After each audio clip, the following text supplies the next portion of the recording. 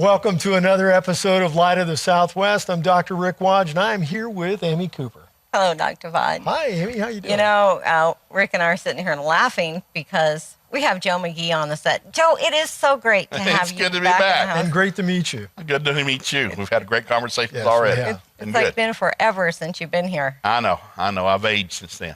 So have I. I haven't slept any, but I have aged. I know. So It's good to be back. What's keeping you so busy? Families. We do family seminars. We're about 80 a year. We'll do 82 this year. So, Did you say 82? yeah, 82. We normally average about 80 a year. It's our 20th year.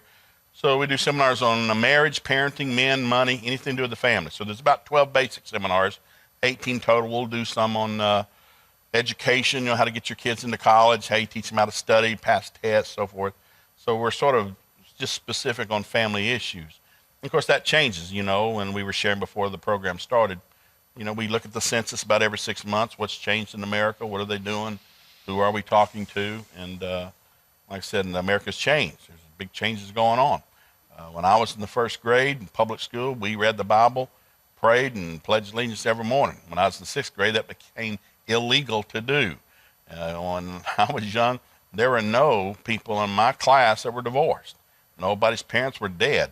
My kids, nobody's married. A lot of people have died. We've had several deaths just with the people that we've known this year. People, sickness, disease, Alzheimer's, you name it.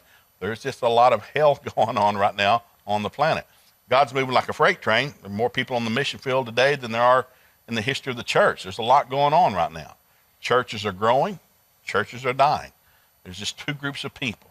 Nobody's sitting in the middle anymore. There's no more middle ground. You're either making money, you're losing money, you're growing, or you're dying. Nobody can just sit still. When I grew up in the 50s, my father-in-law worked for DuPont Nylon Company. DuPont was a huge corporation, had many companies. They worked at the Nylon Company, 7,000 employees. They never worried about retirement. DuPont's going to pay your retirement. They didn't worry about health insurance. They pay all your health insurance. They pay for your dental. You don't worry about vacation. They tell you when you're taking it, how long you'll be gone. My family and my family's family, my grandparents, they worked for the mining company. You didn't plan your life. The company planned your life. It was the industrial age. Well, nobody told us that the industrial age died. Now, we know it did, but there wasn't a date. It just died. So DuPont's still there today, but they don't have 7,000 employees. They got less than 700. When my father left there, the average wage was about $45 an hour. Today, it's less than 25, and there is no insurance, and there is no retirement. They changed how they do business. They've outsourced a lot. Technology's increased. Life changed. And so now my kids are having to think about, it's not just a job. I got to put money back for retirement. I've got to buy my own health insurance. Of course, that's going to go radically different here in a few weeks. Life changes.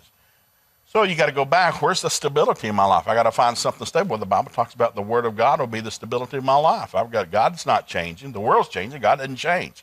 He's the same yesterday, today, and forever. He met needs 5,000 years ago. He's meeting needs now.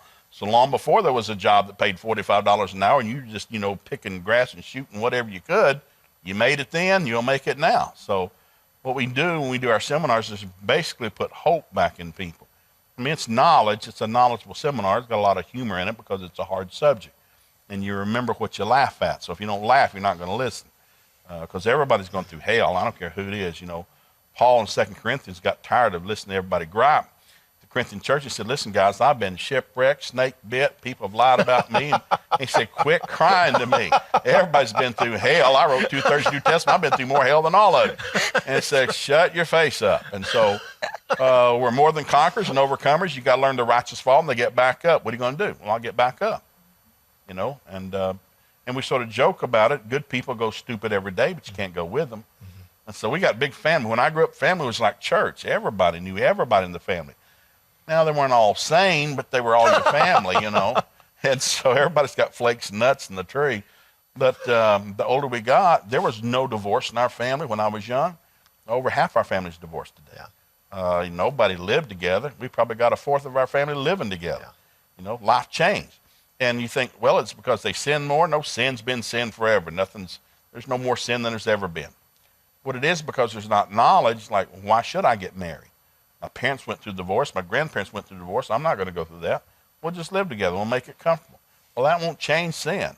You're not going to out-trick sin. If you're not committed, it doesn't matter whether you got a piece of paper or not. That's It's right. a committed thing. Same thing about money. Money's always been here. There'll always be money, you know. Jesus said in Luke 17, in the last days, there'll be eating, drinking, marrying, giving in marriage, buying, selling, building, and planting. He said, it'll be business as usual till I come. Well, is the economy going to move? Sure, it's going to move. There's going to be wars, famines, rumors of wars, collapsed businesses, the stock market's going to run. But somebody's going to be making a living.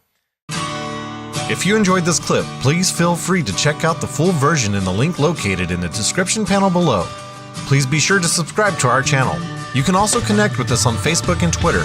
As always, help yourself to the diverse array of teachings located on this YouTube channel or on our website at glc.us.com.